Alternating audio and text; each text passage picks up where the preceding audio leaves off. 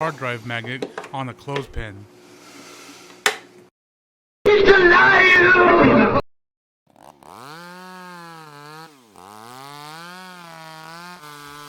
This cooking method doesn't work very well with whole turkeys, so I had to break the turkey down into its individual parts. Having the turkey broken down will also allow me to cook the dark meat at a different temperature than the white meat, giving me better results.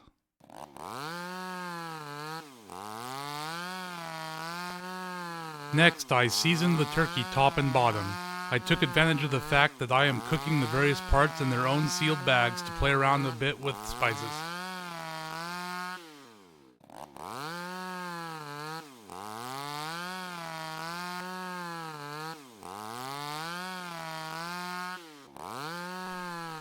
Normally, you would put the item that is being cooked in a bag that has been vacuum sealed, but I found that putting them in a Ziploc bag and pressing out the air gives good results, since any remaining air bubbles usually migrate to the top of the bag.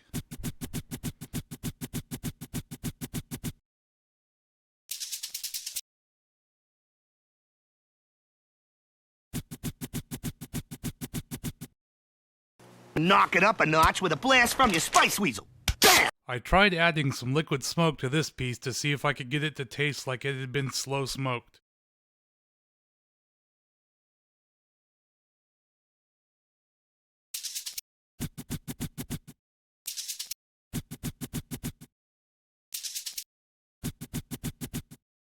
I added some rosemary that I had picked up from the neighbor's yard when they did yard work. I washed it off, put it in the salad spinner and to get most of the water off. I then let it dry on a sheet pan for a couple of days before bagging and freezing it for later use. My usual method of pressing out all the air didn't work very well in this case, so I used the water displacement method of just leaving the top of the bag open and lowering the bag into the water. The pressure of the water will force out most of the air. This water was already up to temperature. The temperature is low enough that you can dip your hands in it without instantly burning them.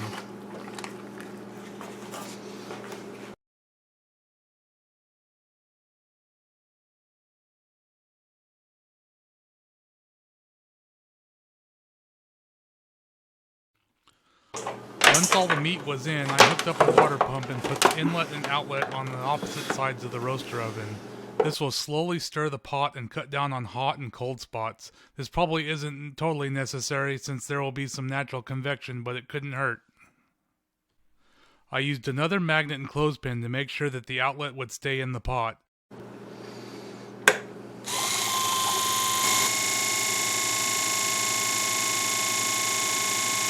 Made sure the inlet wouldn't touch the bag and get clogged. I used some glass cups to weigh down the turkey legs because they kept floating. Once the roaster oven is up to temperature, the controller will pulse the power on and off very quickly to keep the temperature as close to what is set as possible. In this case, I'm cooking the turkey at 140 degrees for about 5 hours. The nice thing about this method is that the maximum time is much less important than the minimum time, so I usually let the cooking go long. The end result is the most moist, juicy turkey I've ever had. The pieces seasoned with liquid smoke were a family favorite.